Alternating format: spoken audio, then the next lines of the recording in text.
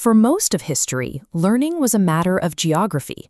If you wanted to understand irrigation or medicine, you were limited to what a local religious institution, a village tutor, or a trademaster could teach you. This informal, hyper-local approach works for small communities, but as civilizations grew into massive, interconnected networks, these isolated pockets of knowledge became a bottleneck. Guesswork was no longer enough to manage a growing society. Look at this map. These dots are isolated hubs of local expertise. As expansion happens, the dots remain disconnected.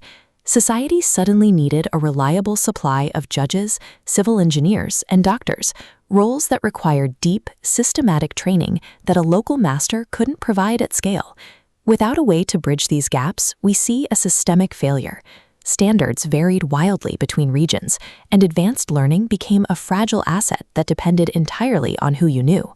Civilization reached a breaking point. The university was engineered as cognitive infrastructure, a system designed to prevent society from fracturing under its own weight. By the late 11th century, the first true centralized hubs began to appear. These were the Studia Generalia, like the University of Bologna, which created a permanent physical space that drew students across borders. This centralization created a new kind of power.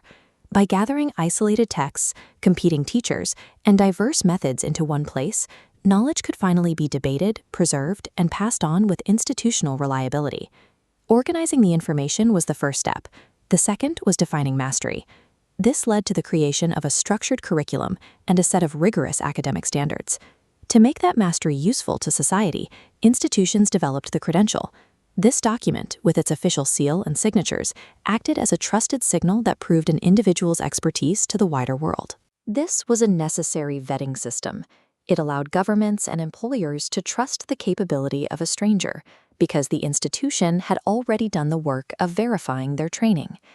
Even a steady supply of vetted professionals cannot protect a civilization from its own fragility. Knowledge is easily erased by economic decline, political upheaval, or simple neglect. Universities act as a society's long-term hard drive. They protect fields like philosophy, history, and basic science, even when those subjects aren't immediately profitable, ensuring that civilization doesn't forget its own intellectual history. But these institutions do more than just repeat old lessons. They are designed to be engines for new discovery, providing the time and resources for experts to study complex problems deeply. This chart shows the impact of that environment.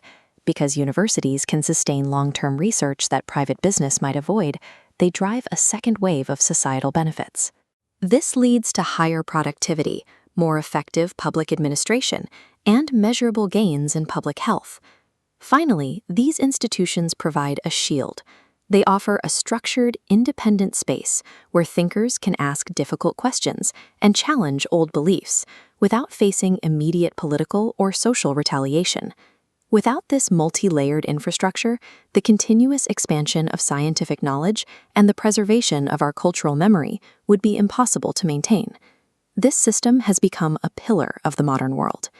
Today, UNESCO estimates that around 264 million students are enrolled in higher education globally. But the digital age presents a challenge. If every fact and lecture is available online for free, why do we still maintain these massive, expensive physical campuses? There are valid criticisms. Many universities have become prohibitively expensive, slow to change, and overly focused on paper credentials rather than actual skills. However, there is a vital distinction. The internet is a distributor of raw information, but universities are designed to turn that information into reliable understanding. This process requires things the internet lacks: rigorous standards, direct expert feedback, and a community of peers that can stress test an idea before it is accepted as truth.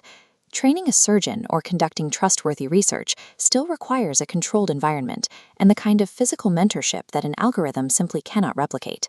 We needed universities because, as society grew more complex, knowledge had to be organized, defended, and expanded. No smaller system could ever do all of that at once.